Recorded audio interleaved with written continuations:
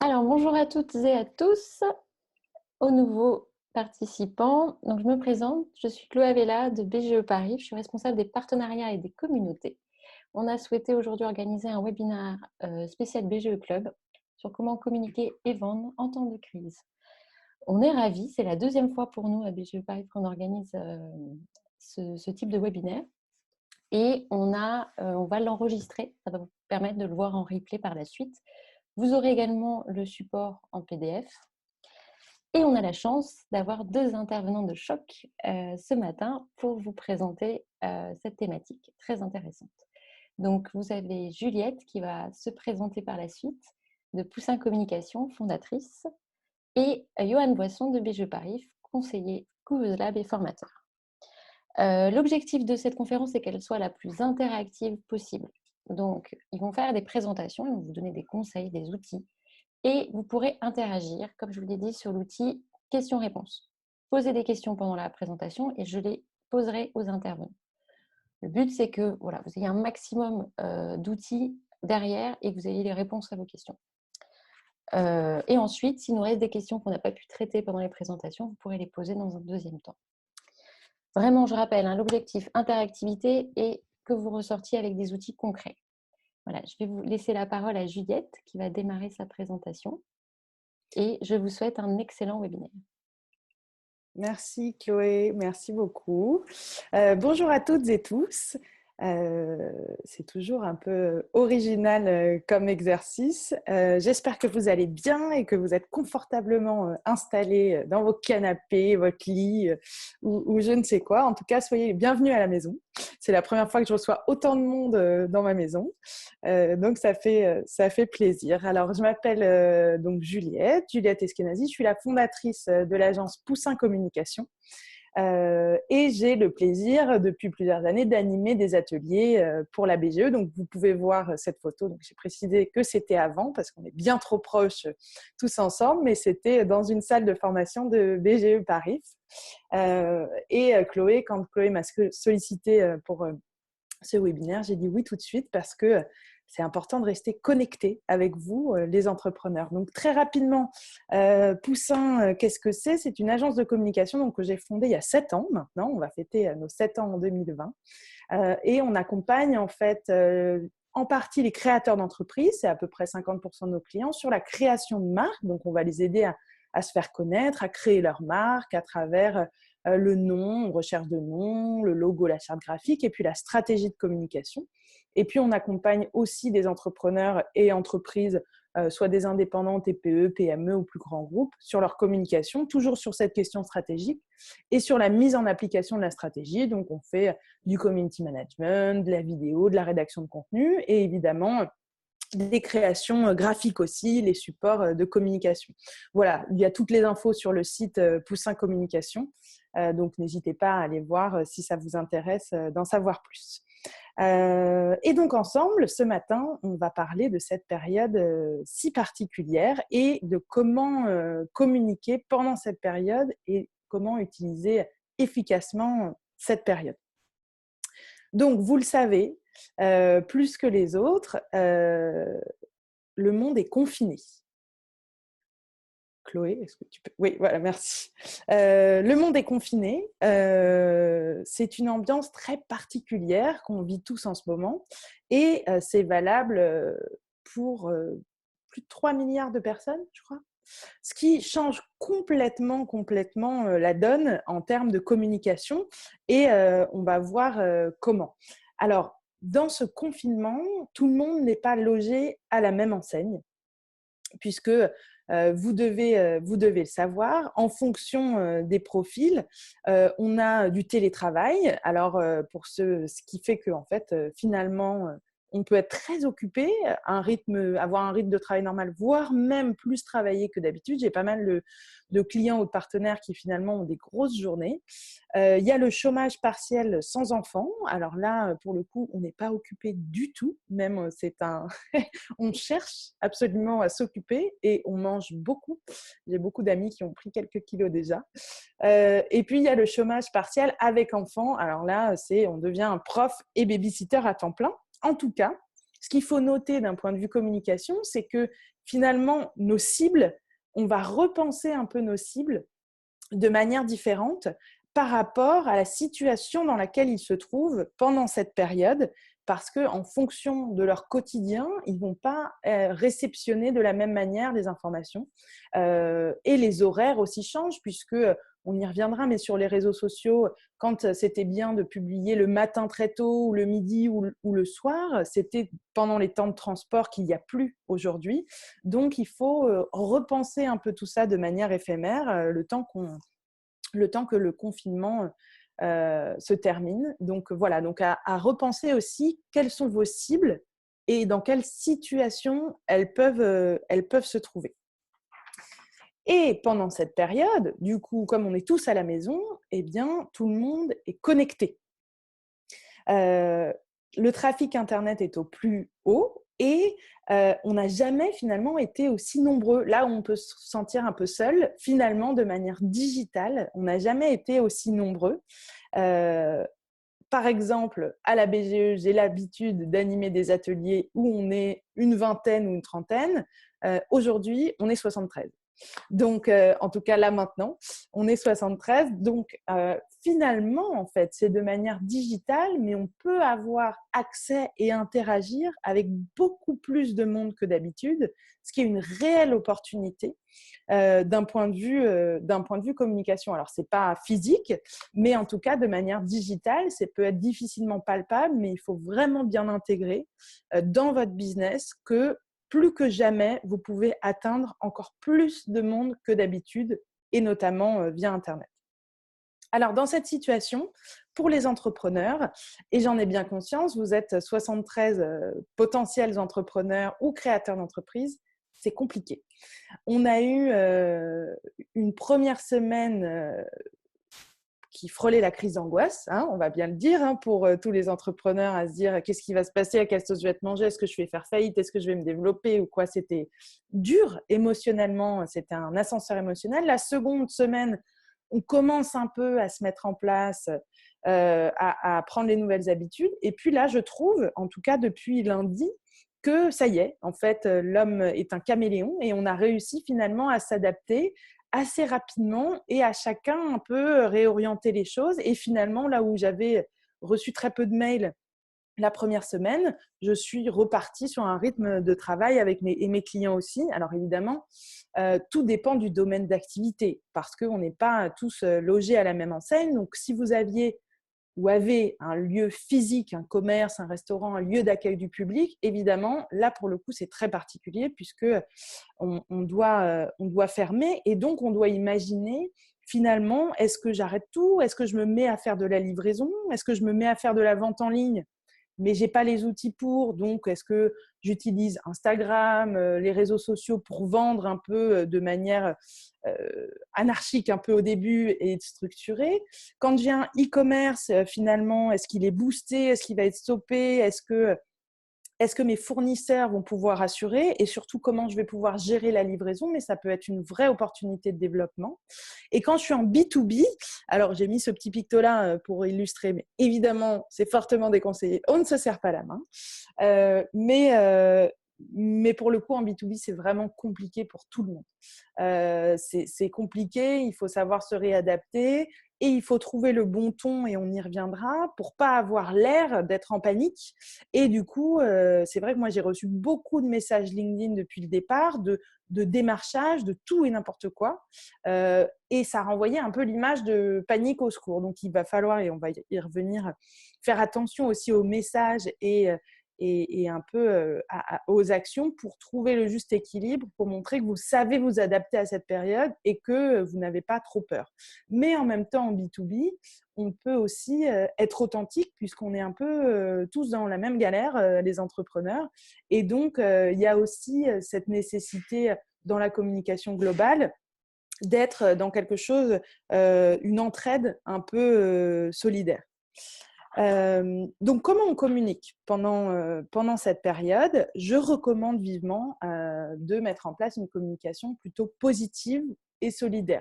Il y a une information qui est tellement anxiogène est répétitive dans les médias, la mort, la maladie, les masques, etc., que là où au début, sur la première semaine, les gens cherchaient à s'informer vraiment et ils étaient prêts à recevoir cette information anxiogène, aujourd'hui, on commence à saturer. Et les médias ne l'ont pas forcément compris, donc on est au quotidien sur une information dure. Et aujourd'hui, on a tous besoin, en fait, quand même, de recevoir de la part des entreprises qu'on suit sur les réseaux sociaux et de notre communauté une information plutôt positive. Donc, on attend une information utile quand on est en B2B. Ça peut être des conseils sur les aides de l'État, des conseils pour gérer au quotidien, pratiques quand on est un particulier, on a besoin de savoir comment gérer ses enfants, comment trouver encore des recettes plus originales, quelle musique écouter, quel film regarder. Et puis, on cherche aussi de l'info drôle et divertissante. Donc, il ne faut pas hésiter. Là, on est sorti du temps un peu dur, même si la situation est quand même gravissime. Hein. Je ne relativise pas la gravité de la situation, mais on a besoin d'un peu de légèreté. Donc, dans votre communication, essayez de réorienter aussi un peu l'angle à travers le ton que vous allez employer. Alors, qu'est-ce qu'il ne faut pas faire pendant cette période ?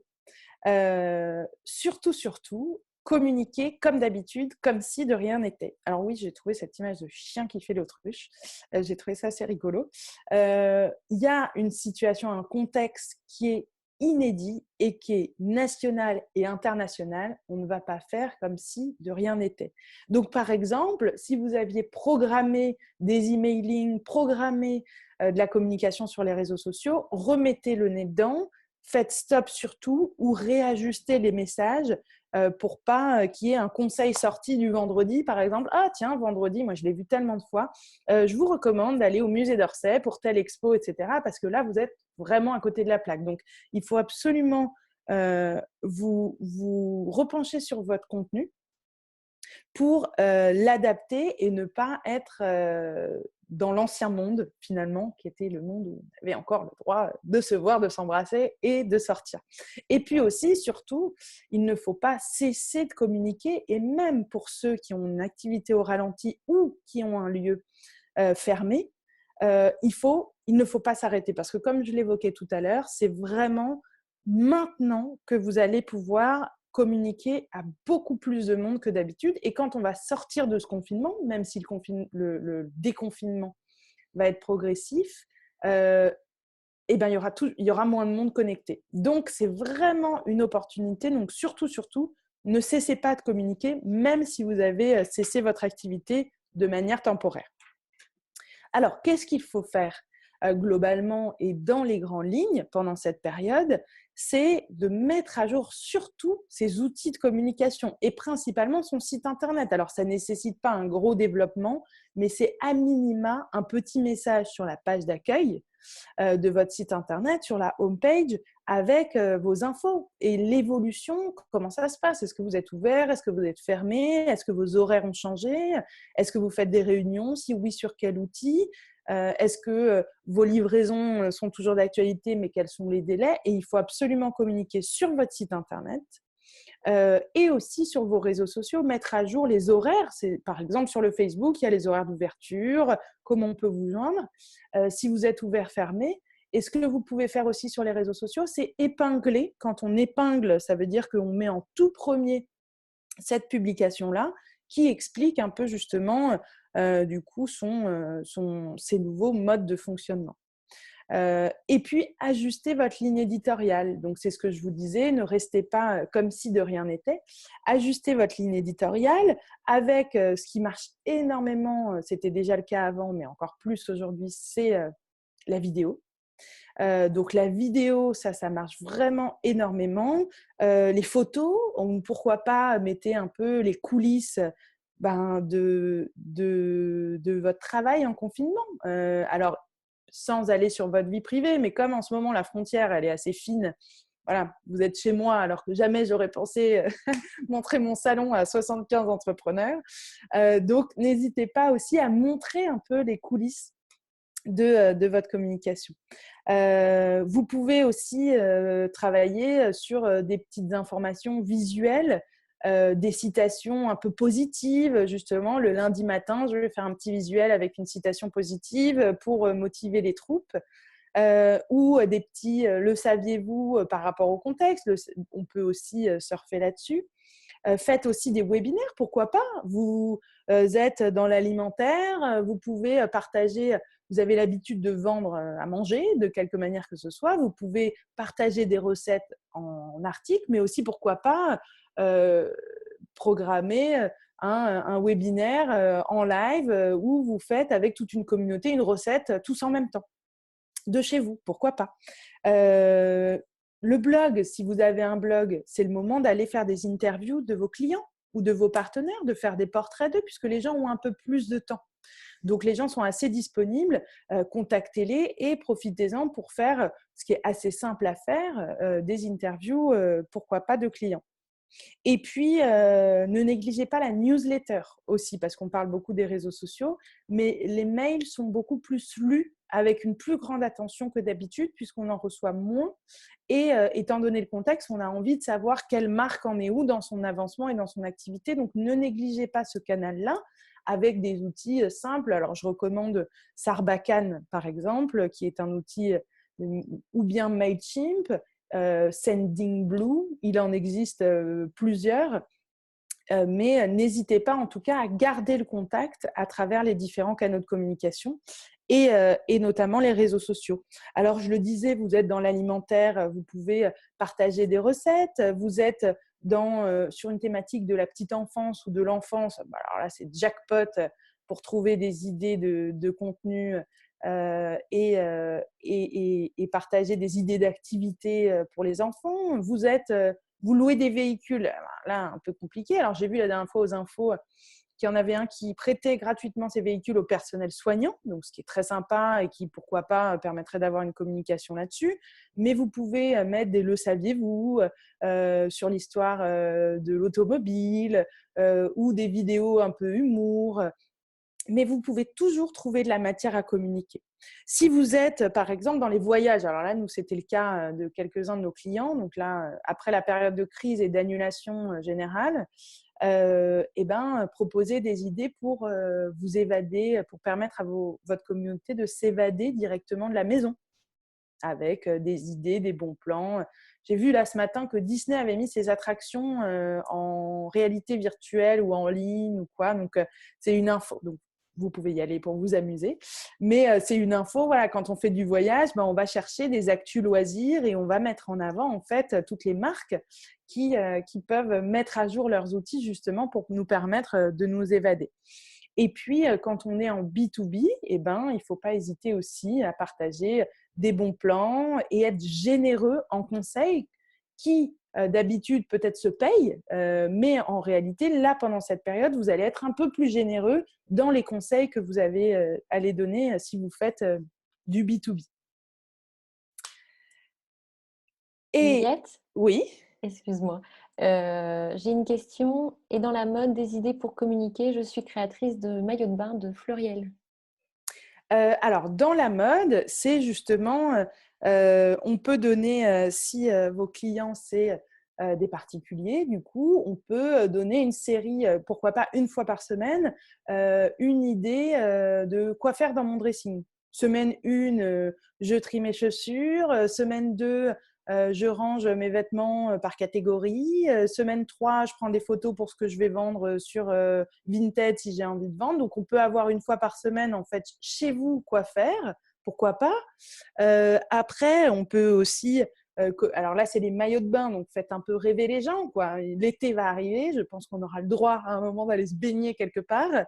Et donc, n'hésitez pas, malgré tout, à mettre en avant vos collections. Et puis, vous pouvez aussi vous mettre en avant vous-même à travers des tenues d'inspiration, les coulisses de comment vous bossez. Donc, il y a vraiment matière. Ce qu'il faut faire, en fait, peu importe votre domaine d'activité, et c'est votre cas là dans la mode, c'est vous mettre vraiment à la place de votre cible. Qu'est-ce qu'elle est en train de vivre et qu'est-ce qu'elle voudrait recevoir comme information en ce moment. Et à partir de là, on n'est pas obligé non plus de publier tous les jours.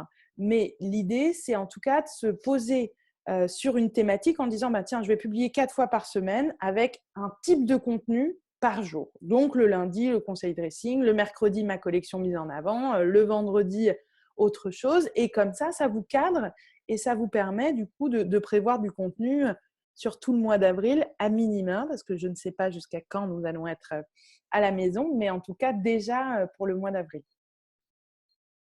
Justement, un peu dans la même question, merci beaucoup Juliette, des idées pour communiquer quand on est en création d'entreprise, donc pas encore de produits à vendre et que tout est arrêté pendant cette période. Alors, soit vous n'avez pas encore, et là je remercie cette personne qui me fait une transition vers 2 slides plus loin, mais en tout cas, si vous n'êtes pas du tout, si vous n'êtes pas du tout lancé et que donc vous n'avez pas encore commencé à communiquer, c'est le moment du coup pour penser pour construire votre stratégie de communication. Pour, si vous êtes lancé, repenser vos offres. Si vous ne l'êtes pas encore, c'est le moment de prendre, surtout que maintenant on est sorti un peu de l'angoisse des premiers jours et donc on est un peu plus serein. Donc c'est, est-ce que mes produits, je peux aussi lancer finalement des études en ligne. C'est aussi le moment pour lancer des sondages en ligne si vous voulez faire votre étude de marché. Pourquoi pas lancer des sondages en ligne, passer des coups de fil, etc. Et c'est le moment pour prévoir aussi votre stratégie de communication. Donc, imaginez quel va être le ton, le slogan, le pitch, les actions de communication à mettre en place. Et donc, ce temps finalement que vous n'aviez pas prévu parce que votre boîte devait sortir en avril et finalement elle sortira un peu plus tard, va permettre de peaufiner, d'affiner. Et puis, si vous devez communiquer, parce que vous avez commencé à communiquer, ben là, je vous renvoie aux précédents conseils qui sont de dire montrer un peu les coulisses, informer, rendez-vous utile en apportant du contenu utile par rapport à votre thématique. Du coup, je reviens juste sur le slide suivant, Chloé, précédent, pardon. Voilà, juste avant de voir sur le fond, parce que je ne veux pas oublier, parce que c'est aussi le confinement un moment pour apprendre et pour aller dénicher les bons outils pratico-pratiques et très accessibles, voire gratuits, qui vous aideront à communiquer. Donc, je suppose que sur les 77 participants qui m'écoutent, sûrement nombreux d'entre vous utilisent Canva ou Canva, il y a débat sur la manière de le prononcer, qui est un super outil gratuit pour le design de vos visuels, de vos photos de couverture et autres. Et puis pour vos vidéos, il y a des outils qui existent. Alors il y a Video Boost qui sont des templates en fait de vidéos et c'est très simple pour pouvoir créer vos propres vidéos et faire passer des messages en vidéo. Et Splice ou Splice, qui est un outil pour le montage aussi sur votre téléphone. Hop, vous pouvez faire un petit montage un peu sympa et sous-titrer vos vidéos parce que maintenant, on écoute plus le son que d'habitude, mais une vidéo sous-titrée a quand même plus de chances de fonctionner. Donc ça, c'était les outils. Et donc, effectivement, pour revenir sur ce que je disais, c'est le moment d'anticiper l'après. Donc, repensez ou pensez vos offres ou vos produits, sachant que l'après ne va pas être aussi simple qu'on l'imagine. Donc, en fait, on a le temps de confinement, on a le temps de l'après-confinement et on a le vrai après où on va revenir à un monde normal, voire même notre monde changera un peu, je l'espère, en meilleur. Mais en tout cas, l'après-confinement est une période où les gens vont peu sortir. Donc, il faut aussi ne pas imaginer que du jour au lendemain, tout va redevenir à la normale.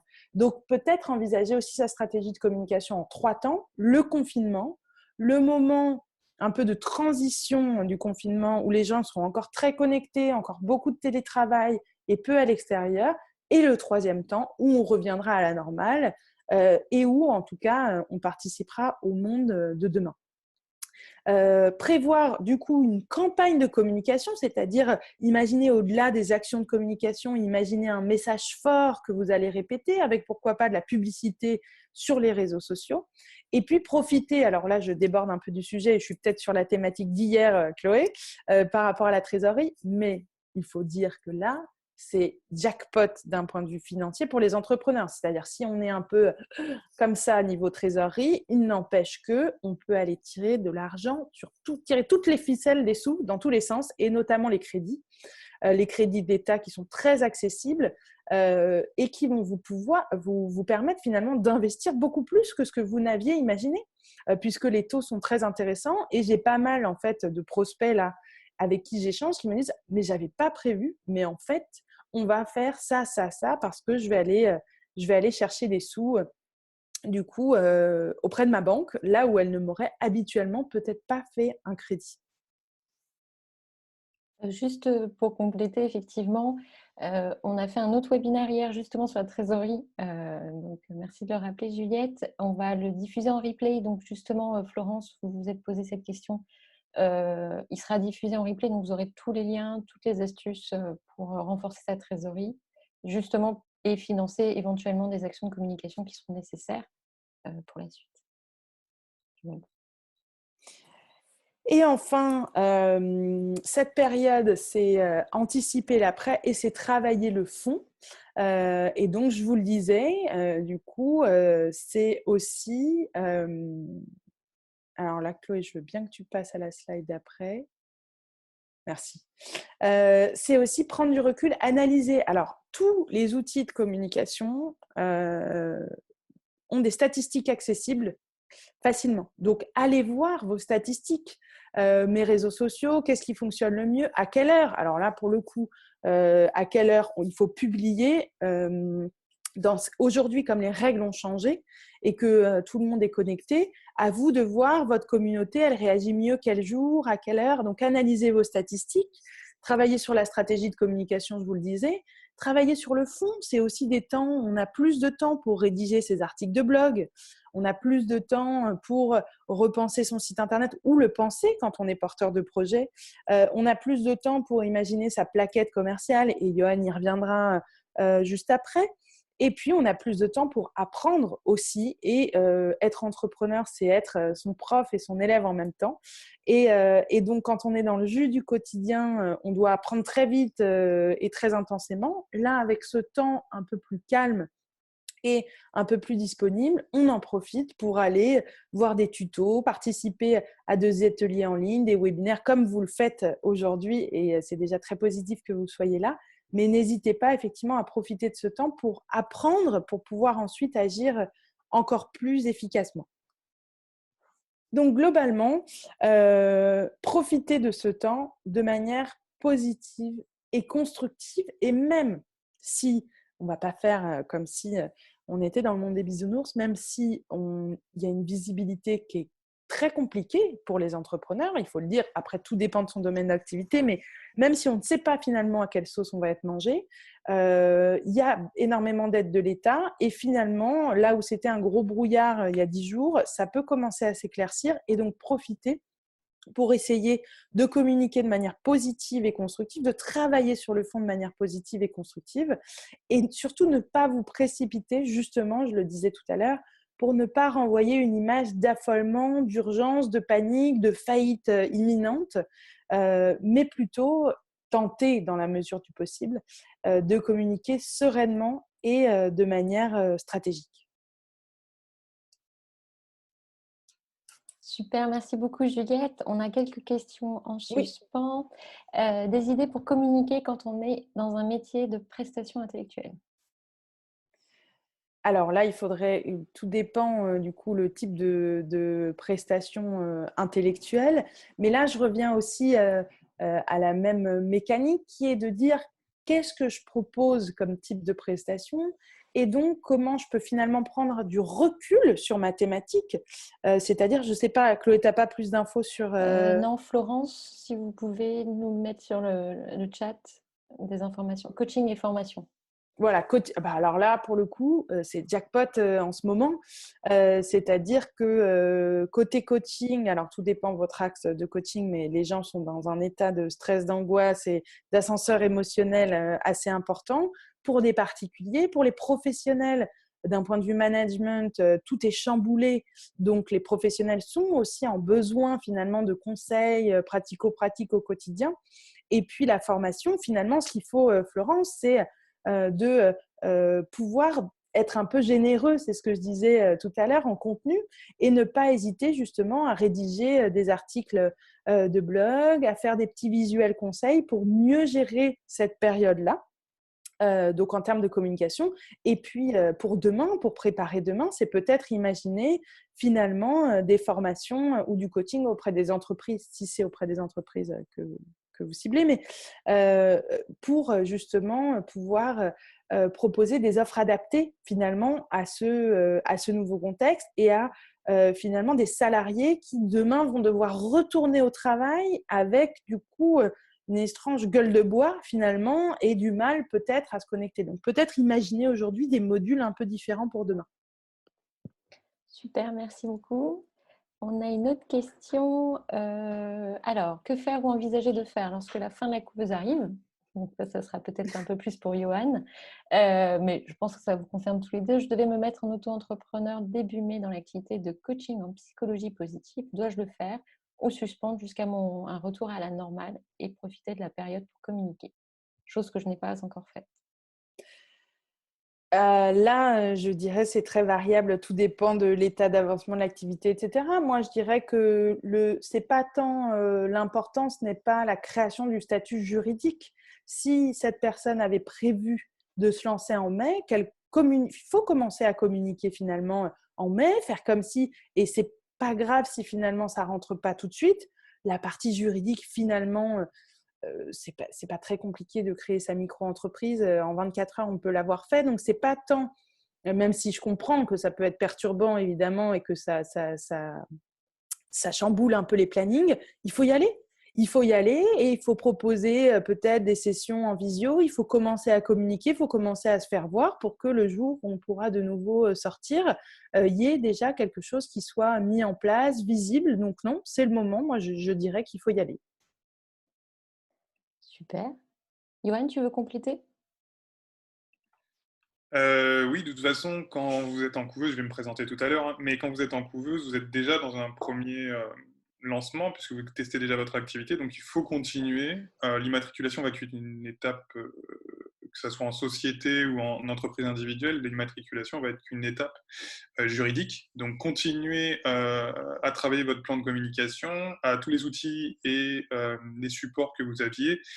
Euh, le confinement change les modes de fonctionnement, mais l'économie, même si elle est au ralenti, elle continue d'exister. Donc, de toute façon, il va falloir préparer l'après et continuer ce que vous avez déjà commencé, tout en l'adaptant, tout simplement.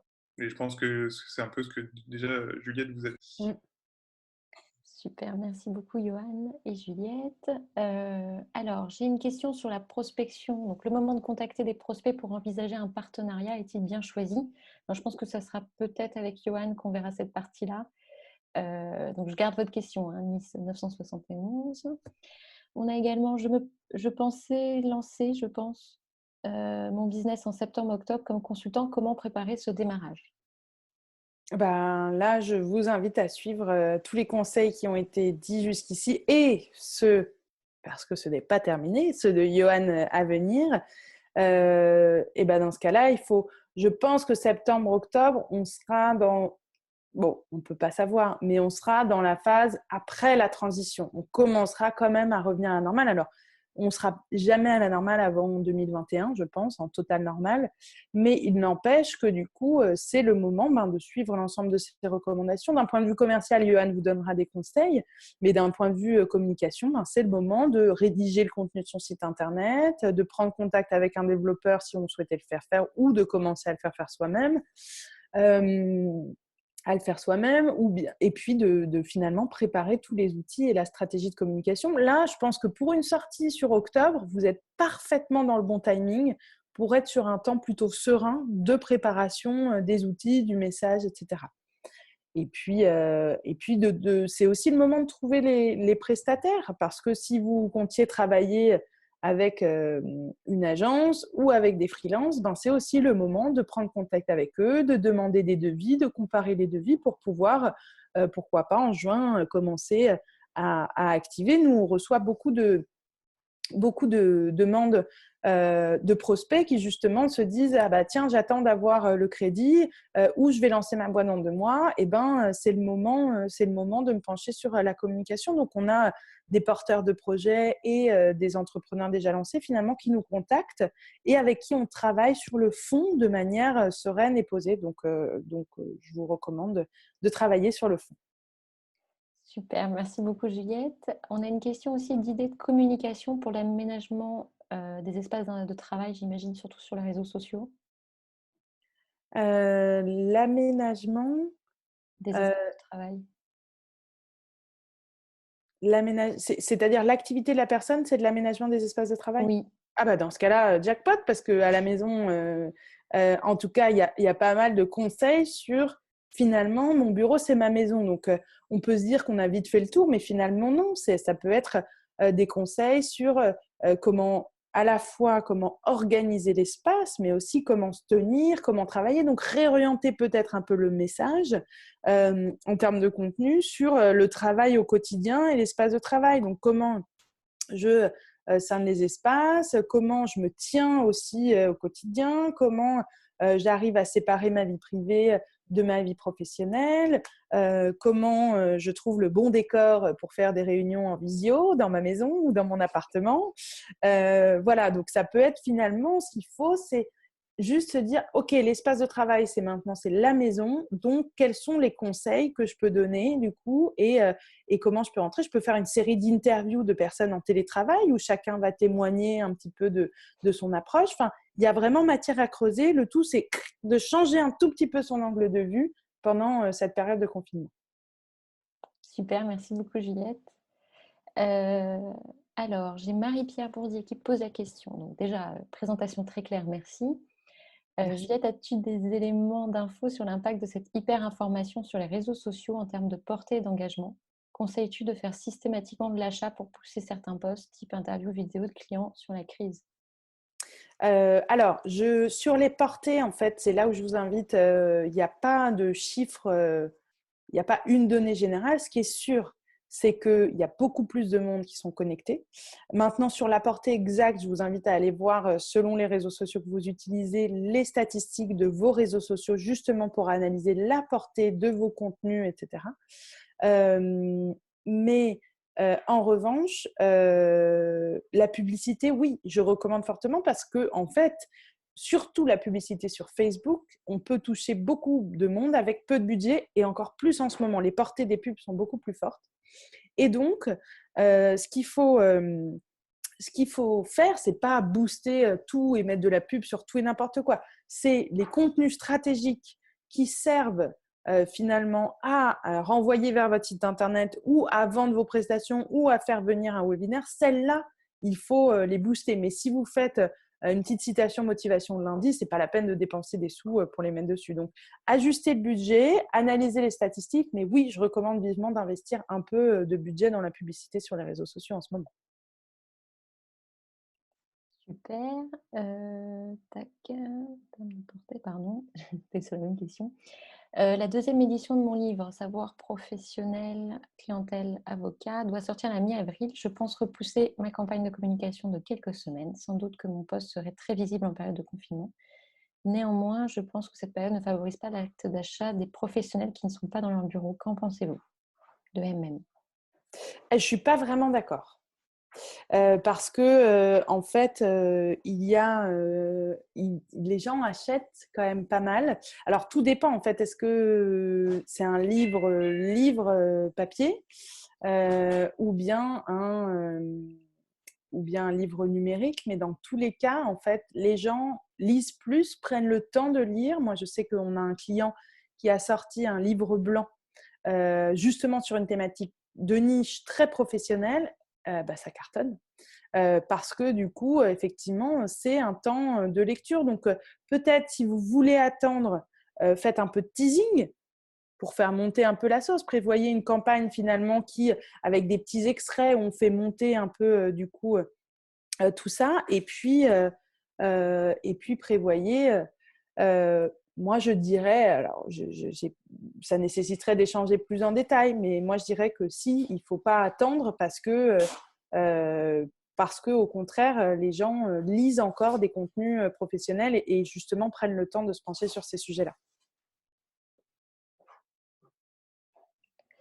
On a encore une autre question.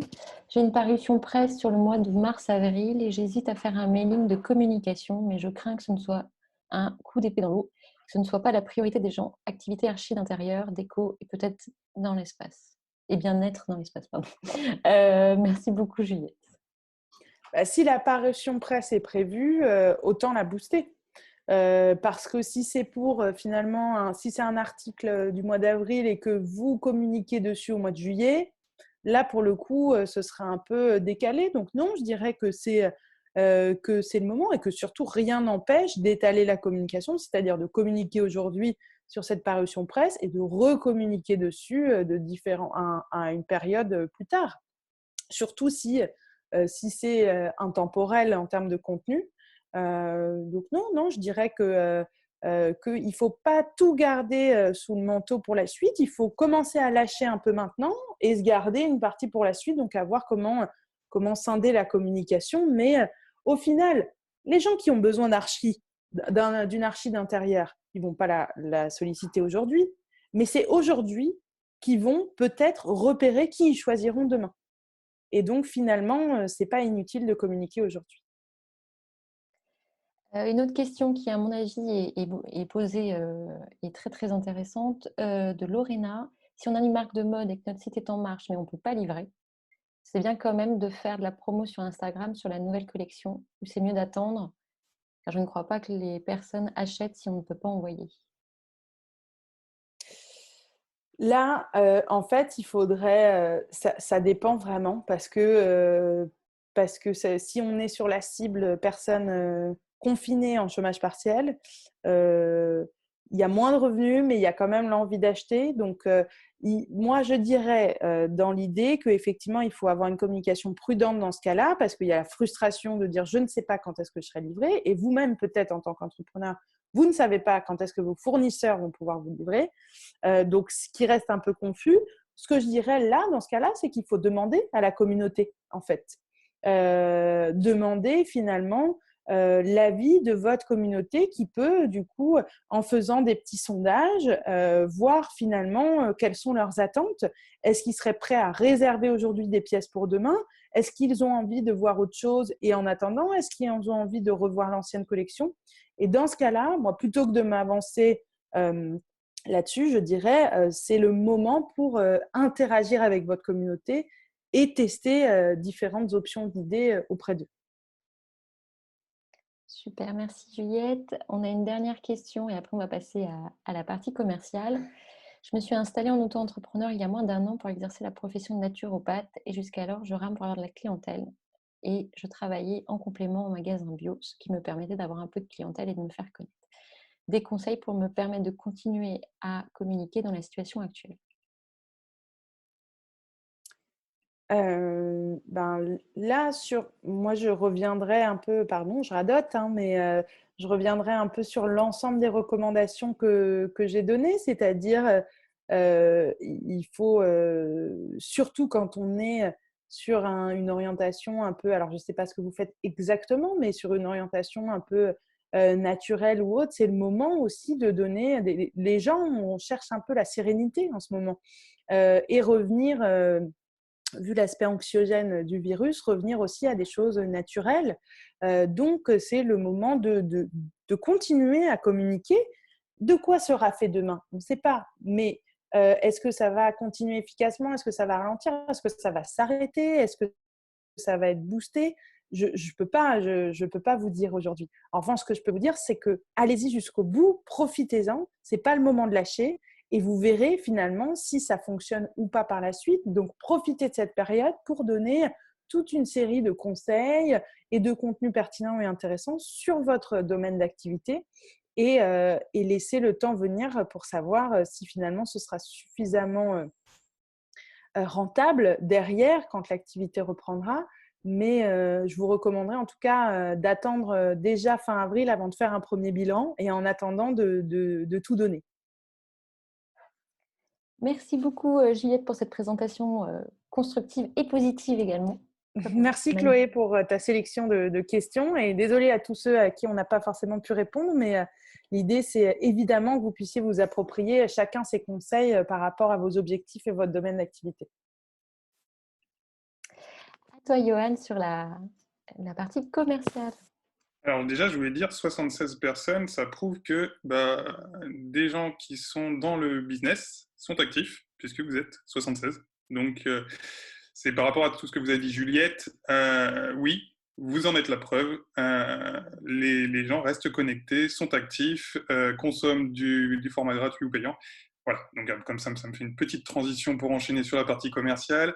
Je vais quand même me présenter. Donc pour ceux qui ne me connaissent pas, parce que j'ai vu quelques pseudos ou des noms de personnes que j'accompagnais, donc je pense qu'il y en a qui me connaissent déjà. Pour les autres, donc moi je suis conseiller Couveuse Lab sur la partie économie sociale et solidaire, économie verte en tant que référent, et aussi sur tout type d'activité qui rentre en couveuse. J'ai été moi-même entrepreneur et je suis président d'un club d'entreprise. Donc, vous voyez, tout ce qui est réseautage, commercial, je connais bien. C'est ma formation initiale et c'est pour ça que j'interviens aujourd'hui sur ce domaine-là. On se dit confinement, qu'est-ce qu'il va me raconter sur le commercial Le commercial, c'est donc tout ce qui est la vente, tout ce qui est la gestion de la relation client, ça continue pendant le confinement. Juliette vous l'a dit sur pas mal de points, c'est la vie continue au niveau économique. Je vous l'ai dit tout à l'heure, elle est ralentie, certes, mais elle continue. Donc, c'est très important que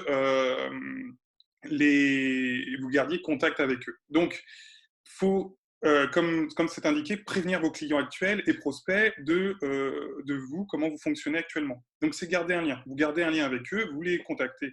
C'est très simple, c'est psychologique. Quand vous gardez un lien avec une personne d'un côté et que de l'autre, il y a un de vos concurrents qui va faire le chien qui fait l'autruche. Je pique tes vidéos, tes photos. Du coup, qui fait l'autruche, du coup, vous vous retrouvez avec deux cas. Le client, il va se rappeler surtout de la personne qui garde un lien. Pourquoi c'est psychologique, comme je vous l'ai dit tout à l'heure. À l'instant, plutôt, c'est le fait qu'il y a un message qui continue à être véhiculé. Il y a une relation qui continue à être maintenue. Donc, quand vous serez après, si jamais vous faites une vente pendant, mais si vous faites aussi, il y a aussi les ventes après. Après, on se souviendra surtout de la personne qui a pris des nouvelles. Donc, il faut garder le contact avec vos clients et vos prospects, parce que vos prospects continuent à avoir des budgets pour fin d'année, pour l'année prochaine.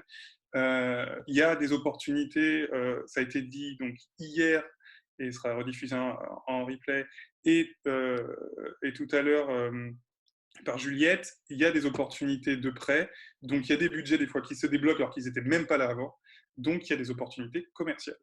Oui, puisque le commercial et la communication sont très liés. Évidemment, il faut privilégier la personnalisation de vos contacts. Là, ça va être un peu... De toute façon, vous allez avoir des redites, puisque la communication et le commercial sont liés. Donc la personnalisation, évidemment, oui, il faut faire des messages globaux, il faut donner du contenu, mais il faut aussi personnaliser vos informations auprès de vos clients ou de vos prospects pour que justement ils voient que vous communiquez, mais aussi vous vous intéressez à eux. Donc il faut aussi, bien sûr, personnaliser vos messages. Personnaliser vos messages, c'est par rapport à votre cible. On va parler de cible de façon très, très précise dans les prochaines slides. Donc, il est important de personnaliser votre message pour vos contacts. Ce que vous faisiez de toute façon, j'espère avant, ce que vous ferez bien sûr plus tard et que vous faites aussi maintenant. On parlait, la trésorerie, ça va être un sujet que je vais assez très, très rapidement aborder, mais ce que je viens de dire de toute façon, c'est qu'il y a des budgets qui se débloquent. Donc, c'est aussi des opportunités. C'est des opportunités pour trouver des clients, que ce soit maintenant, voire juste après le confinement. Donc, oui, pour vous, vous avez peut-être des problèmes de trésorerie qui vont arriver, donc tout s'adapte. En vrai, c'est ce qu'il faut retenir vraiment, vraiment, vraiment très fort, mais que vous aussi, vous devez vous adapter. Donc, à la fois vos budgets, si vous faites des prêts ou en fonction des dépenses que vous allez faire, et à la fois aussi sur les budgets et les dépenses de vos clients prospects. Alors, je fais un petit point sur la clause de force majeure. Alors, je ne suis pas avocat, mais il y a trois conditions de la clause de force majeure. Donc, revoyez vos contrats, regardez à quelle date ils ont été signés. Ça, c'est très important parce que ça peut être une raison d'annuler un contrat si jamais ça rentre dans le cadre de la force majeure. Par contre, la force majeure prend donc les trois critères, dont le troisième qui est le critère de la prévisibilité de ce qui s'est passé. Si vous avez signé ça en février, l'action était déjà mise en place, il y avait déjà des signes en Chine et en France, et en Europe plutôt, on va même dire. Et du coup, la clause de force majeure, là, du coup, est plus difficile. Il n'y a pas de cas de jurisprudence, tout est récent, donc je ne vais pas m'avancer, mais plus difficile à mettre en avant quand ça a été signé après les premiers signes de Covid. Par contre, avant, oui, regardez vos contrats clients et fournisseurs parce qu'il y a des choses qui peuvent avoir une influence liée à la clause de force majeure. Mais ça, je ne m'avancerai pas, je préfère que vous alliez voir directement un avocat, des conseils, il y a des permanences, il y a plein de choses qui sont faites. Donc, n'hésitez pas à vous renseigner sur ce sujet-là. Je vais passer donc du coup après à la slide suivante. Merci. L'important, ça va être justement de mettre à plat les choses. On parlait justement d'analyse statistique sur la communication, mais c'est aussi l'analyse de la situation. Alors bien sûr, vous avez dû voir toutes les informations. Là, actuellement, vous ouvrez les différents journaux en ligne, vous regardez Google Actualité ou tout ce que vous voulez, vous avez plein d'informations sur le Covid. Et vous en avez une deuxième aussi information très importante, c'est l'impact que ça a sur l'économie, sur les bourses, etc., etc. Donc, vous avez, un point aussi à vérifier, c'est toute la veille économique globale, mais aussi celle plus précise de vos clients et de vos concurrents. Puisque ça revient à ce qu'on disait tout à l'heure, c'est les budgets vont changer, soit la hausse pour certaines opportunités, soit la baisse pour d'autres. Et il faut que justement vous soyez le plus informé possible pour anticiper. Il faudra anticiper pour maintenant, mais il faut anticiper pour dans 6 mois, il faut anticiper, même pour 1 mois, même, on va dire. Il faut même anticiper pour 6 mois et voir l'année prochaine, puisqu'il y a des choses qui vont avoir un impact, qui vont n'être pas visibles tout de suite, mais qui auront un impact peut-être dans 6 mois ou dans 1 an. Donc faire une veille, c'est important de toute façon que vous soyez avant la création, au début de votre création, vous ayez 10 ans d'entreprise, la veille, elle continue tout le temps. Il y a donc la veille économique qui est importante, mais vous avez aussi la veille technologique, ça change. Vous avez vu les modes de consommation. Là, on est 75, il y a 75 personnes présentes sur un webinar. Il y a même pas un mois, j'avais plutôt 20 personnes en formation. Vous voyez, il y a quand même un gap entre les deux. Donc, et l'outil, c'est pas du tout le même. Là, je m'adapte. Hein, pour moi, c'est aussi des premières. Je m'adapte comme beaucoup de salariés et d'entrepreneurs aux outils qu'on met en place. Et du coup, c'est un changement technologique. Il y a des choses qui vont se mettre en place. Il y a des changements de consommation. Donc, il faut aussi voir un peu comment ça va se passer. Ce que disait Juliette tout à l'heure, je ne savais pas. Merci pour l'info. C'est toujours intéressant de savoir ça, que Disney a modifié ses façons de créer des attractions à travers la réalité virtuelle. Ben, vous voyez, c'est un changement dû aux modifications technologiques. Donc, vous avez l'économique, le technologique. Vous avez évidemment toute la partie qui continue à être actuelle, même si on en parle beaucoup moins, ce qui est normal, c'est au second plan, mais ça reste très important, environnemental, puisque ça a un impact aussi sur l'économie, et la veille juridique, puisque là, vous le voyez, il y a plein de choses qui changent. En 1 mois, je n'ai jamais vu autant de changements juridiques faire aussi vite, pour faciliter justement les transactions et pour faire face à cet événement inhabituel, voire unique. C'est donc du coup, en anticipant, c'est aussi la possibilité de dénicher des nouvelles opportunités. Je vais vous donner un exemple, quelqu'un que plusieurs, même personnes que j'accompagne, qui faisaient leur activité purement en face à face, qui ne s'imaginaient pas du tout le faire à distance, et puis qui ont du jour au lendemain mis en place des formations à distance, des ateliers, des activités de bien-être, des vidéos, des conseils, qui vont justement, donc j'en parlerai tout à l'heure, alimenter leur base de données grâce à des nouvelles techniques de communication auxquelles ils n'avaient pas pensé, parce que ce n'était pas obligatoirement tout de suite leur priorité, ou que ce n'était pas passé dans leur stratégie. Donc, du coup, vous allez vous aussi avoir de nouvelles opportunités. Pour citer même simplement BGE, hein, le webinar est une opportunité qu'on a fait grâce, ça va être bizarre dit comme ça, mais grâce au confinement. Vous voyez, je dis bien grâce au confinement et non à cause. Donc, c'est des opportunités qui apparaissent. Et c'est des opportunités même pour après, puisque ce que vous mettez en place maintenant, c'est aussi des utilisations que vous pourrez faire après. Donc, c'est tout de mettre toute votre stratégie autour de ça. Et bien sûr, de continuer à la fois par la veille, à la fois par l'écoute que vous aurez auprès de vos clients, l'impact de la crise sur votre cible, quelle demande, que ça soit en B2C, B2B, que ça soit en ligne, que ça soit habituellement, j'ai bien dit habituellement, en face à face. Vous avez une demande qui change, vous avez donc un impact sur votre cible, et donc votre cible va changer ses habitudes de consommation, va s'adapter aussi. Vous vous adaptez, mais votre cible s'adapte aussi à la situation, et donc votre stratégie doit s'adapter en conséquence. Et donc ça se fait avant, ça se fait pendant, ça se fait après. Continuez à réfléchir à votre différenciation. Peut-être que là, du coup, vous avez de nouvelles idées. Donc, approfondissez-les, travaillez dessus, avancez dessus, augmentez votre différenciation. C'est un moyen, c'est une opportunité pour vous différencier de vos concurrents. Surtout que y en a qui paniquent, il y en a qui ne sont pas sûrs de comment faire par rapport à cette situation. Vous, vous êtes là aujourd'hui pour justement prendre de l'information. C'est que vous êtes actif. Si vous écoutez les conseils de Juliette et les miens, vous continuerez à être actif. Et donc, si vos concurrents ne le sont pas, bah, vous avez déjà un moyen de vous différencier juste par ce biais-là. C'est d'être présent, d'être actif et de continuer à travailler sur votre entreprise ou votre projet pour ceux qui n'ont pas encore créé. Je vais passer la slide suivante. Oui, ça fait bizarre dit comme ça, mais c'est juste pour transiter vers la vente en ligne. Alors, bon là, il y a des choses qui ont déjà été dites, donc je vais être assez succinct. Pour ceux qui vendent en ligne, ou pour ceux qui vont vendre en ligne, il faut être vigilant sur vos livraisons. Donc, livraison potentielle, puisque, évidemment, dû à la situation sanitaire, vous avez bien sûr des changements qui se font sur la livraison.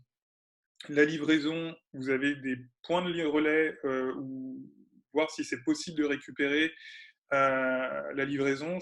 Là, pour le coup, il faut vérifier si jamais il y a des endroits où vous pouvez récupérer des colis. Parce que je sais qu'il y a beaucoup d'endroits qui sont fermés, ça, tout le monde est au courant, mais il y a certains points où vous pouvez, peut-être certains bureaux de poste qui restent ouverts, donc vous pouvez, et vos clients peuvent récupérer leur colis. Pour ceux qui sont sur des livraisons directement à domicile, voilà, renseignez-vous, les délais vont changer, donc c'est simplement bien prévenir vos clients sur les délais de livraison, puisque si ça s'allonge, voire ça s'annule, il faut que vos clients soient informés. Il faut toujours garder un contact avec vos clients, et donc il faut les informer. Il faut continuer à les informer par les différents canaux que vous avez à votre disposition. On parlait de communication sur les réseaux sociaux, etc., etc. Le téléphone est aussi un moyen de contacter des clients sur le B2B, par exemple. Quand vous avez un interlocuteur, vous avez toujours le moyen de les appeler. Peut-être que vous allez même, grâce à ça, récupérer le numéro de portable, qui sait, et donc, du coup, que vous pourrez utiliser plus tard pour relancer vos prospects ou contacter vos clients. Si jamais vous n'avez pas encore lancé de site e-commerce et que vous souhaitez lancer un site e-commerce, toujours ce petit point juridique, n'oubliez pas les CGV. C'est juste obligatoire d'avoir des conditions générales de vente, un moyen pour y accéder et un moyen pour que les personnes les lisent. Donc il faut que vos CGV soient présentes. Si jamais vous ne les aviez pas, mettez-les tout de suite. Si jamais vous lancez un site e-commerce, anticipez et faites vos CGV. Pour que les personnes puissent connaître justement les conditions d'achat qui vont le faire sur votre site e-commerce. Johan, maintenant, je vais passer sur la...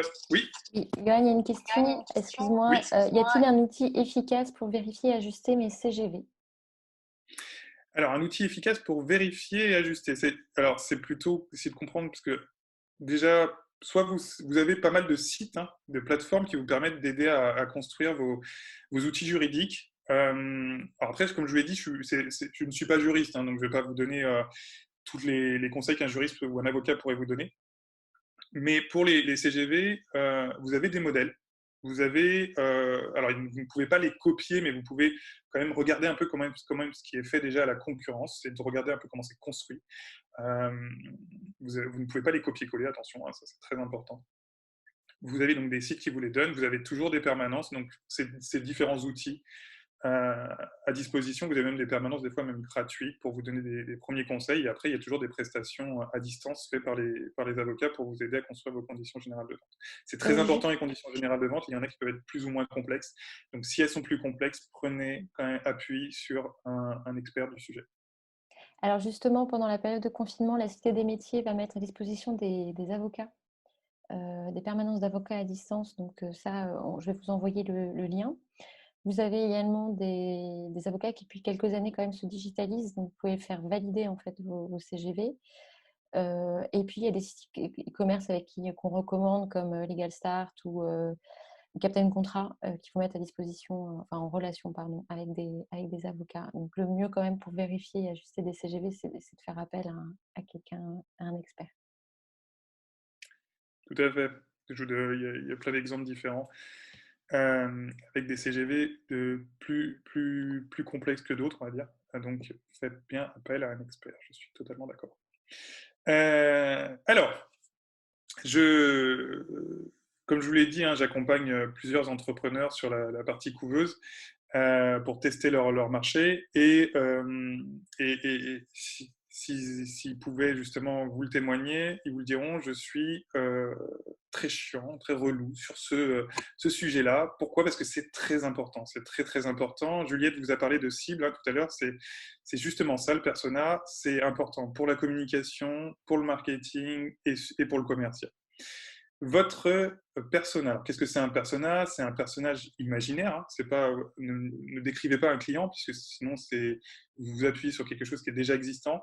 C'est un personnage imaginaire qui va représenter votre groupe ou un segment de votre site. Donc ce n'est pas quelqu'un qui a entre 30 et 60 ans. Ceci est un segment. Un persona pour le B2C, parce qu'on va parler du B2B aussi, mais du B2C, c'est Juliette, 25 ans. C'est pas Juliette. J'ai pris le prénom qui m'est venu le premier en tête. J'aurais pu dire Chloé, du coup. De toute façon, une imaginaire, donc ce n'est pas l'âge de Juliette, hein, je ne connais pas l'âge de Juliette. Donc, Juliette, 25 ans, CSP+, comptable, comme ça, voilà, on est sûr, qui habite Paris 12e, etc., qui va sur Instagram et Twitter, qui lit Le Parisien. Voilà, là, je vous invente vraiment un persona de A à Z. C'est totalement imaginaire. Bien sûr, là, moi, je viens de vous inventer sans contexte, mais votre persona, il s'adapte en fonction de votre secteur d'activité, de votre positionnement et de votre stratégie. Donc, il faut vous appuyer sur le persona. Alors, souvent, la réponse qu'on me donne, mais oui, mais alors c'est compliqué à faire un persona. Comment moi j'imagine ce persona ? Pour ceux qui ont déjà une entreprise, vous avez quand même déjà une idée de votre cœur de cible. Pour ceux qui n'ont pas encore, on va dire, assez de clients pour visualiser le persona, appuyez-vous sur des choses concrètes. Vous le ferez de toute façon automatiquement. En psychologie sociale, on, de toute façon, catégorise les gens pour justement se repérer dans notre société. Donc, de toute façon, quand vous allez créer votre persona, vous n'allez pas le faire à partir de rien, puisque vous allez vous appuyer sur la psychologie sociale, les informations que vous avez collectées, la veille, les études de marché, des questionnaires, si vous avez fait des questionnaires, et si vous n'avez pas fait dedans. Du coup, votre persona, il va s'appuyer sur des outils, des méthodes que vous aurez mis en place, et aussi sur la représentation qu'on a d'un type de personne. Ça marche aussi en B2B. Des mêmes manières, c'est simplement qu'il va falloir juste avoir peut-être deux visions, puisque vous avez la structure morale, si jamais c'est une société, et même si c'est une entreprise individuelle, il faut voir les problématiques de la structure, les besoins de la structure, les freins de la structure, la typologie de la structure, mais aussi de votre interlocuteur. Est-ce que vous aurez un interlocuteur, un décisionnaire ? Donc il faut aussi savoir ces problématiques. Ça reste un être humain derrière une entreprise, hein, et vous êtes tous et toutes bien placés pour le savoir. Donc c'est aussi un être humain, donc il faut aussi voir ses besoins, ses attentes au niveau professionnel. Donc le B2B continue d'exister. Justement, on me parlait justement tout à l'heure de B2B. Comment je fais quand je suis dans une prestation intellectuelle? On va pas être B2B. Moi, j'ai des personnes que j'accompagne qui continuent à faire des formations, des accompagnements en ligne, à distance. On est dans de la pure prestation intellectuelle et c'est dans du business to business. Donc, il y a des besoins, besoins qui continuent. Si c'est pas maintenant parce que l'opportunité de toute façon n'était pas aujourd'hui, ça sera donc pour plus tard. Donc, il faut anticiper. Et donc, le B2B continue de vivre aussi pendant le confinement, même si les gens ne sont pas dans leurs locaux. Et bien sûr, alors, pour ceux qui n'en ont pas affiné, moi je vais vous donner un exemple très concret sur la base de données. Mais déjà, c'est avec tout ce que vous allez faire, toutes les actions que vous allez mener, avec tout ce que vous avez déjà en réseau, c'est d'alimenter votre base de données. Il faut que votre base de données soit bien travaillée. Alors, quand je dis bien travaillée, il faut l'affiner au maximum. Si vous avez juste l'adresse mail, essayez de récupérer un nom, une entité, un secteur pour le B2B, un nom, un prénom, en faisant attention, bien sûr, à tout ce qui est notion de RGPD. Vous pouvez retrouver quelques informations sur tout ce qui est RGPD sur le site de la CNIL, par exemple. Mais vous avez plein d'endroits où récupérer de l'information. Donc, suivez l'importance de tout ce qui est RGPD, mais pour votre base de données, essayez d'avoir le maximum d'informations. Le maximum d'informations, pourquoi? Parce que plus votre base de données est affinée, mieux vos actions seront plus efficaces. Pourquoi? Parce que tout simplement, vous allez pouvoir, ce qu'on a dit tout à l'heure, personnaliser vos messages, créer du contenu spécifique aux besoins de votre cible et éviter justement tout ce qu'on voit plutôt en communication, pour le coup, des désabonnements, des personnes qui vont se dire moi ça ne me concerne pas, ça fait sur 5 messages, il y en avait 4 qui ne me concernaient pas, et donc du coup je me désabonne parce que moi j'ai pas envie d'être spammé sur des choses qui me parlent pas. Je vais vous dire ça, c'est parce que moi j'ai dans mon réseau une structure qui travaille avec des particuliers et qui me disait tout simplement que avec la base de données, ils avaient 3 000, 4 000, 5 000 contacts, et ils avaient perdu une grosse partie de leurs contacts parce que en termes de suivi, parce que justement les messages ils n'étaient pas personnalisés, la base de données n'était pas traitée. Donc il faut traiter votre base de données tout au long de votre activité. Pour ceux qui ne sont pas encore lancés, c'est le moment. Profitez, faites-le maintenant, parce que c'est beaucoup plus facile de traiter une base de données où il y a 50 personnes que quand il y en a 5000. La mettre à jour est beaucoup plus simple quand il y en a 50 que quand il y en a 5000. Et donc si vous la mettez au jour au fur et à mesure, vous aurez beaucoup moins de masse de travail à faire d'un coup, puisque au fur et à mesure, vous aurez par tranche de quantité, on va dire par quantité de prospects de clients à mettre à jour, ça sera beaucoup plus simple pour votre base de données en l'actualisant mois par mois, semaine par semaine, ça dépend la volumétrie que vous avez. Et bien sûr, ça permet, si en confinement, vous récupérez des informations que vous n'auriez peut-être même pas eues autrement, ça permet aussi de, comme je vous l'ai dit tout à l'heure, récupérer un numéro de portable que vous pourrez réutiliser plus tard. Donc la base de données, oui. Oui, pardon. On a une question. Est-ce que les contacts Insta font partie de notre base de données? Alors, vous avez sur Insta, ça dépend ce que vous avez comme information, ça dépend ce qu'on vous a donné, ça dépend quelle opération vous avez faite, mais un lien vers Instagram peut être mis dans votre base de données. Si évidemment c'est un réseau social pertinent sur lequel vous travaillez, puisque si votre cible n'a rien à voir avec Instagram, vous pouvez le mettre, mais ça ne va pas vous être très utile. Donc c'est toujours ce que je vous ai dit en fonction du personnel de votre cible. Mais oui, puisque vous allez pouvoir récupérer des informations et avoir accès très rapidement grâce à votre base de données à ces informations-là.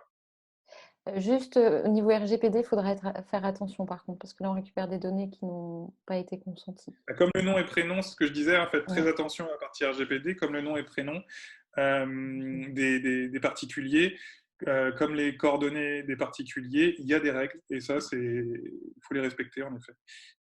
Donc oui, bien sûr, faites attention. Tout ce que je vous dis est sous couvert du fait que vous respectez la réglementation au niveau RGPD.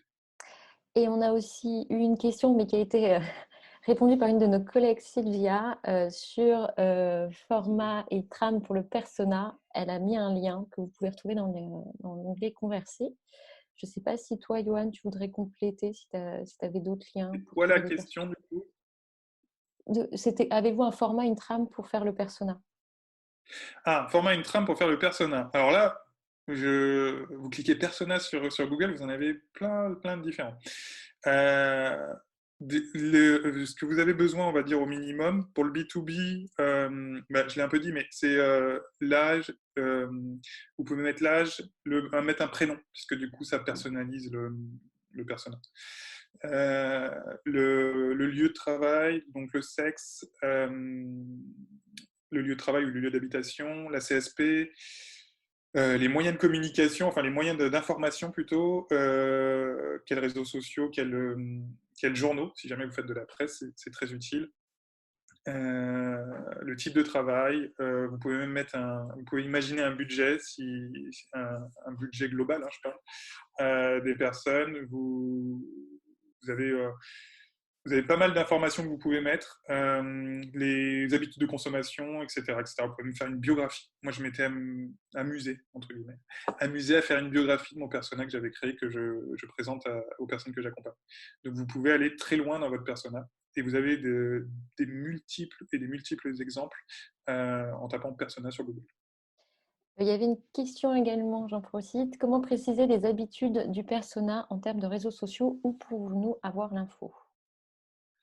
Alors déjà, comme je vous l'ai dit, c'est imaginer. Alors, déjà, je pense que Juliette serait plus à même d'y répondre sur la partie communication, ce qu'elle vous a dit tout à l'heure sur les statistiques. Si tu veux intervenir, je peux te laisser la parole juste pour répondre à cette question. Oui, alors sur les statistiques, effectivement, c'est quand il y a déjà de l'existant, donc pas son étude de marché. Donc pour le coup, effectivement, mais bon, c'est comme un business plan. À un moment, il faut se projeter, imaginer. Et le business plan, on l'adapte en fonction de la réalité une fois qu'on est lancé. C'est un peu pareil pour le persona et notamment pour le persona réseaux sociaux. Il peut y avoir des études qui existent en ligne sur différents sites. Il suffit que vous cherchiez sur les moteurs de recherche en fonction de votre… Vous pouvez trouver des informations. Maintenant, à partir de ces informations un peu générales que vous trouvez, vous les notez. Et après, vous affinez effectivement sur la réalité de votre marché et de votre communication par rapport, du coup, à ce que vous allez faire sur les réseaux sociaux et aux statistiques, comme tu le disais, Johan, qui seront disponibles. Voilà, donc du coup, ça répond à votre question, je pense. Mais comme je vous l'ai dit, ça reste le persona, en tout cas, reste imaginaire. Donc si vous n'avez pas d'existant, de toute façon, imaginez-le. Euh, Si vous me dites qu'il y a une personne de 60 ans qui est sur TikTok, je pense qu'on pourra en parler. Mais oui, c'est possible. Mais je parle de majorité et je parle de statistiques globales. Donc, j'en suis sûr que vous arriverez à me trouver un exemple. On trouve toujours un exemple. Mais la plupart des réseaux sociaux ont des catégories de consommateurs avec des segments et des tranches d'âge. Et votre persona, de toute façon, rentre, je pense, dans l'une de ces catégories. Donc, vous allez pouvoir adapter les réseaux sociaux en fonction de ces catégories et donc que vous pouvez retrouver sur les moteurs de recherche en termes de statistiques. Johan, sur la base Oui. de données, on a une question. Je- Est-ce que tu as des logiciels CRM simples et gratuits possibles? Alors moi, je cite souvent celui-ci. Alors il y en a plusieurs, mais moi je cite celui-ci. Vous avez par exemple, alors il y en a plusieurs, hein, mais je vais vous en citer un déjà. C'est HubSpot. HubSpot qui est gratuit, qui est très bien fait sur sa version CRM, puisqu'il y a d'autres options payantes. Mais sa version CRM est gratuite et du coup vous permet de suivre votre client et justement d'enregistrer pas mal d'informations sur vos différents clients. Il faut voir après, il faut que ça s'adapte. Hein, l'outil, il faut qu'il s'adapte en fonction de ce que vous faites, puisque ça ne sera pas la même chose en B2B qu'en B2C. Super, merci. Et il y a une question, si on va partager le modèle, oui, on va vous l'envoyer. Je vous écris par contre HubSpot sur le chat pour ceux qui ont besoin de l'orthographe. Je t'en prie, Johan, tu peux continuer. Promis. Ah, Ah oui, j'avais la caméra qui bougeait plus. Du coup, est-ce qu'il y a d'autres questions, Chloé? Non? Non, pardon. Non, non, c'est bon, tu peux continuer. On en parlera, on répondra tout à l'heure si besoin. Alors, donc avec votre base de données, avec ce que vous avez anticipé, etc., il faut continuer à mettre en place des plans d'action. Les plans d'action, ça marche à la fois sur la communication et sur le commercial. Les plans d'action, c'est qu'est-ce que vous allez faire. Alors, excusez-moi, j'ai des chats qui se battent. C'est les joies d'être dans mon salon. Du coup, parce qu'ils s'en fichent complètement que je sois en intervention. Donc du coup, le plan d'action, c'est justement de voir justement ce que vous allez faire, alors soit actuellement, là, sur le mois d'avril, voire même sur les prochains mois, donc après le confinement, et de mettre en place justement vos différentes actions. Ça vous permet de savoir justement comment vous allez vous organiser, qu'est-ce qu'il faut faire en premier. Il y a peut-être des choses que vous pouvez déjà mettre en place. Tous les outils de support commerciaux, de support de communication qui seront utiles quand vous aurez votre action qui démarrera, peuvent être faits en amont. La plupart peuvent être faits en amont. Donc, que ce soit les titres, les contenus, la réflexion sur quels outils j'ai besoin, etc., c'est fait en amont. Donc, sur le commercial, par exemple, vous avez tout ce qui est plaquettes. Si c'est pas fait, vos cartes de visite, voir les travailler, les retravailler, vérifier si c'est cohérent. S'il n'y a pas encore de site, le site internet. Il y a des choses qui peuvent être faites maintenant et il y a des choses qui pourront être utiles, en tout cas pour plus tard. Et donc, du coup, c'est faire justement les différentes actions que vous allez mettre en place au fur et à mesure. Cette slide, vous allez pouvoir vous en inspirer. C'est aussi préparer vos rendez-vous commerciaux, de relancer les personnes que vous avez déjà eues au téléphone, par mail, donc de les relancer. Ceux que vous n'avez pas encore eu, c'est de les contacter. Je vous assure, quand on est tout seul chez soi, et c'est peut-être le cas de plusieurs personnes qui nous écoutent, ça fait toujours plaisir d'avoir un contact d'un potentiel fournisseur. Donc c'est quand même très important de garder le contact. Moi, quand j'ai un contact les contacts que j'ai régulièrement, parce que moi je suis en télétravail, les contacts que j'ai régulièrement avec les personnes que j'accompagne, les entrepreneurs que j'accompagne, ça fait toujours plaisir de pouvoir parler avec eux. Donc c'est la même chose pour vos clients, vos prospects, ils seront quand même contents de pouvoir échanger avec vous. Après, c'est simplement la façon dont vous allez aborder les choses, puisqu'il faut rester plus diplomatique et s'adapter au contexte. Mais il faut garder contact. Donc, toute votre prospection commerciale continue maintenant et continuera surtout après. Et donc les supports et les salons, parce que là c'est un peu plus compliqué sur les salons, mais les salons, il faudra aussi les prévoir.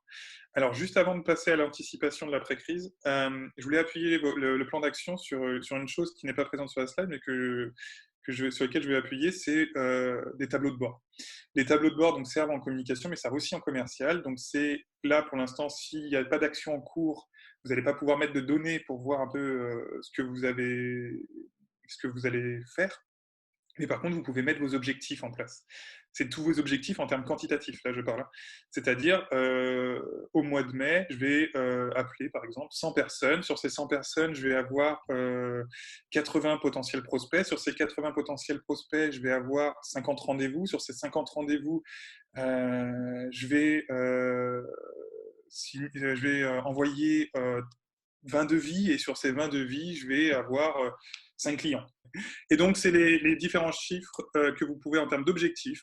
Si vous avez déjà fait des actions, pour ceux qui sont déjà entrepreneurs depuis un certain temps, si vous avez déjà fait des actions, profitez-en de ce temps-là aussi, si vous avez du temps. Profitez de ce temps-là pour analyser les actions, comment elles se déroulent, quel pourcentage vous avez, etc. sur les différents chiffres et ensuite justement d'adapter, peut-être se remettre en question certaines actions que vous faites, voir celles qui sont les plus pertinentes et justement d'extraire justement toutes ces informations-là. Donc voilà.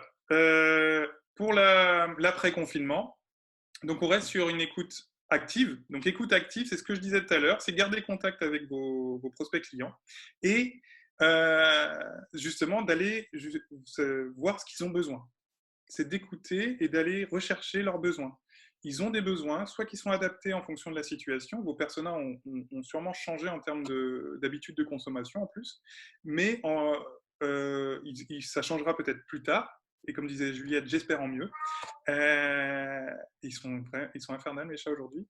Et du coup, c'est la possibilité de mettre en place, si vous ne le faites pas déjà, cette écoute active, parce que c'est très important. En commercial, moi, c'est ce que je dis dans mes formations, quand on doit retenir qu'une chose, c'est l'écoute. Il faut écouter les personnes qu'on a en face, parce que c'est bien de proposer des choses, mais si ça ne répond pas aux besoins de vos interlocuteurs, du coup, vous allez passer à côté d'une vente, d'une opportunité. Et donc, il faut être à l'écoute. Et il faut être dans l'écoute active, c'est-à-dire aussi aller poser des questions, aller chercher les besoins de vos interlocuteurs. Donc, travailler pour ça, il faut travailler sur votre argumentaire parce qu'il faut préparer aussi la réponse aux besoins. Donc, il faut travailler sur votre argumentaire.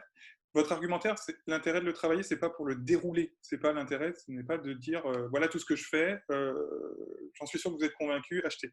Non, votre argumentaire, c'est vous avez un besoin. Moi, j'y réponds grâce à ça, puisque je l'ai préparé et que je sais comment répondre à votre besoin.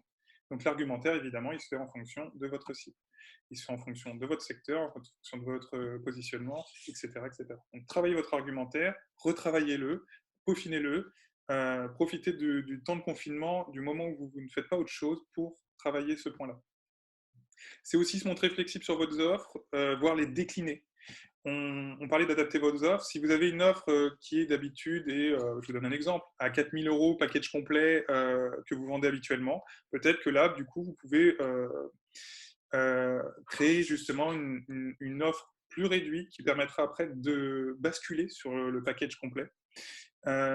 Donc, par exemple, là, je vous donne l'exemple de 4 000 €, faire une offre à 1 000 € qui présente les premiers aspects et qui pourrait après basculer sur une offre plus complète. Mais ça permettra, en plus de s'adapter au budget et de s'adapter et de faire ce qu'on appelle un produit d'appel, de faire en sorte d'attirer de potentiels nouveaux clients vers votre offre complète.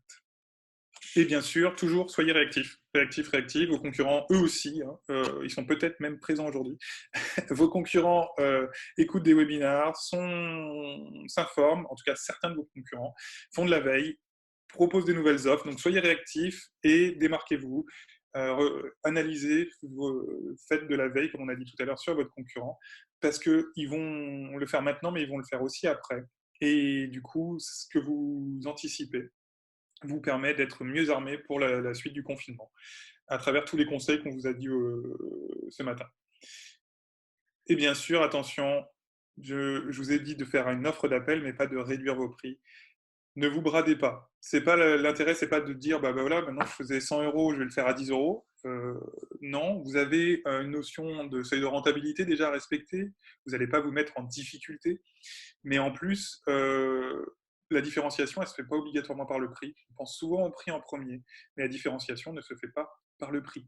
Donc, ça peut être un argument de différenciation, mais il ne faut pas que ça soit une porte de sortie. Le prix, vous pouvez tout à fait le maintenir et trouver justement, comme je vous l'ai dit, des moyens d'adapter votre offre. Je crois que c'était tout. Après, vous avez tous les liens utiles et les contacts utiles pour vous en tant qu'entrepreneur. Donc, vous avez le médiateur d'entreprise et le ministère de l'économie. Donc là, si vous avez des questions justement et que vous avez des problématiques, il y a des médiateurs qui ont été mis en place. Vous retrouvez toutes les informations sur economygouv.fr.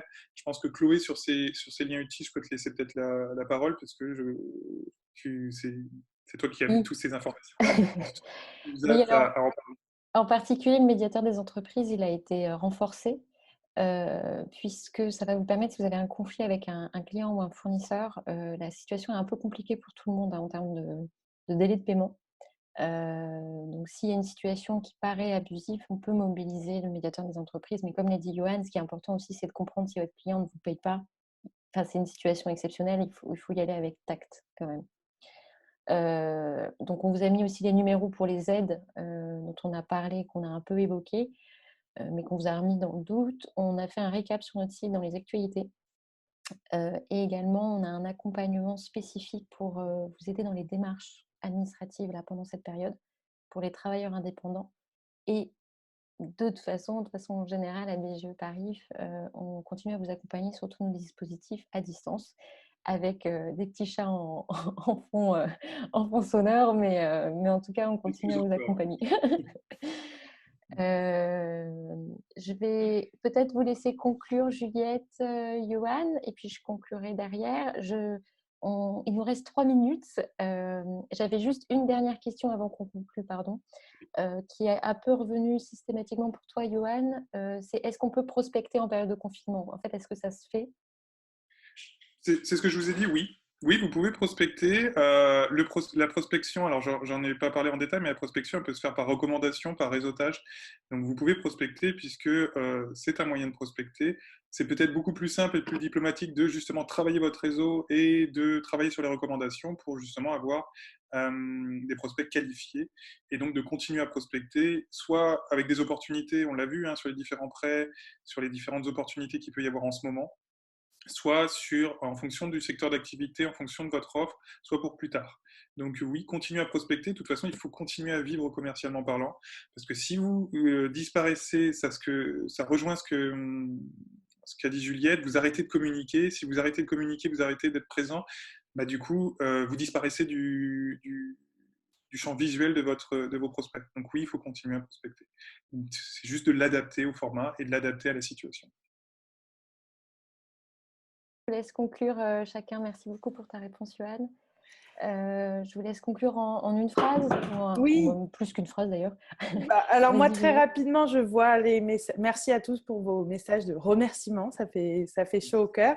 Je pense que tous les entrepreneurs, et je m'intègre dedans, on vit vraiment une phase compliquée où en fait, il faut réagir très vite alors qu'on peut être un peu oppressé et donc pas savoir. Et c'est pour ça que ce type de webinaire, et je remercie la BGE et toi, Chloé, d'avoir pensé à moi là-dessus. Je pense que c'est hyper important de rester soudés entre entrepreneurs au-delà de la communication et de rester connectés au-delà du commercial et donc de ne pas rester seul et d'interagir avec d'autres entrepreneurs sur des idées que vous pouvez avoir, parce que tout seul à la maison, surtout quand on a les enfants dans les pattes, c'est pas toujours évident. Donc, soyez réactifs, mais pas non plus précipités, et ne restez pas seuls. Voilà. Et donc, c'est la conclusion. Je vais juste, avant la conclusion de Johan, vous dire, je vais mettre le lien du site Poussin. Si vous voulez aller voir, on a un blog aussi où on met régulièrement des articles de conseils, et puis tout le site Poussin dans le chat. Voilà. Super, merci Moi, je voulais Juliette. vous remercier. Oui, désolé. Pardon, vas-y, Johan, excuse-moi. Je voulais vous remercier et m'excuser pour les chats. C'est pas comme les enfants, mais presque pour ça. Pire parfois. et du coup, en plus, je peux même pas les punir, donc c'est parce qu'ils ne comprennent pas. Du coup, bon voilà, je m'excusais pour les bruits. D'habitude, ils dorment à cette heure-là. Et du coup, je voulais vous remercier pour votre attention, pour vos questions. Je voulais remercier beaucoup aussi Chloé, qui était là justement pour s'occuper des slides, lire vos messages et les questions-réponses. Et j'espère que du coup, ça a répondu à vos attentes. De toute façon, vous retrouverez les informations en replay, si je ne dis pas de bêtises. Et si vous avez des questions, des besoins, nous aussi, on continue à être actifs au niveau de la BGE.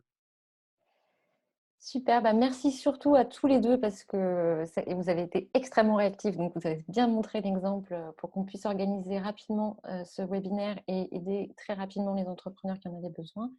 Merci à tous les participants, merci pour vos retours, c'est très, il y en a qui aiment les chats d'ailleurs, Johan, t'inquiète pas, tu n'es pas seule. Donc voilà, merci à tous. On va essayer d'en organiser d'autres d'ici la fin du mois, mais en tout cas, celui-ci, vous le retrouverez en replay, donc je l'enverrai par mail. Vous aurez également des slides et quelques contacts utiles qu'on a évoqués pendant le webinaire. Vous pouvez nous suivre sur les réseaux sociaux également. On mettra suivre Poussin sur les réseaux sociaux parce qu'ils ont des super articles. Enfin, vraiment, on est fans à VGE. On les relaye beaucoup parce qu'ils sont très puissants pour les entrepreneurs. Et surtout, voilà, on vous remercie à nouveau et prenez bien soin de vous à tous. Au revoir. Bonne journée tout le monde. Prenez soin de vous. Au revoir.